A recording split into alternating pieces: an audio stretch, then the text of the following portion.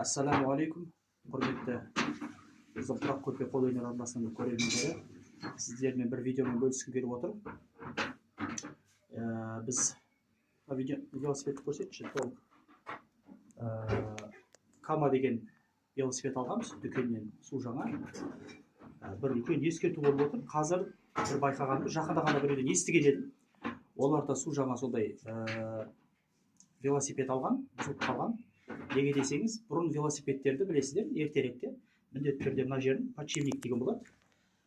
Жаңағыдай солидол болатын кезде литолмен майлап қоятын. Біз қазір ашып отырмыз, ешқандай май жоқ, міне. Үстінде подшипниктердің өзін ғана саласынан жине салған. Бұл алып келгенде максимум 1 апта, 2 апта, одан кейін міндетті түрде подшипниктер шашырап кетеді, мынау сынады, артық дөңгелек, в общем, шашырап қалады.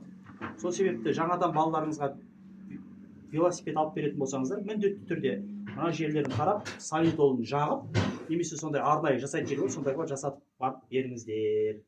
Енді арзан болып мынандай базарда жинайтындарға ескертуім, мынандай тірлік жасамаңыздар.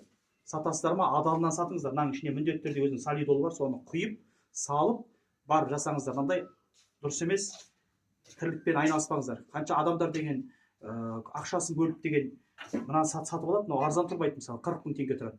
А сіздер оны мынандай қылып жинап бере саласыздар. Міне подшипниктері тұр ішінде май жоқ. Қайта құдай сақтап біз дөңгелегі жарылып қалды бұның бірден.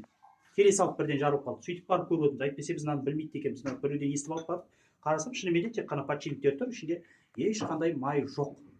Сондықтан ескерту болсын, алсаңыздар міндетті түрде артқы алдыңғы дөңгелегін, және мына жерде рулінде мына жерде подшипник болады, астында үстінде осы екеуін, мына төртеуін. И қазір несінде көреміз, анау цеп тұратын жерін бәрін тексереміз. Міндетті түрде майлап қойыңыздар. Назарларыңызға рахмет.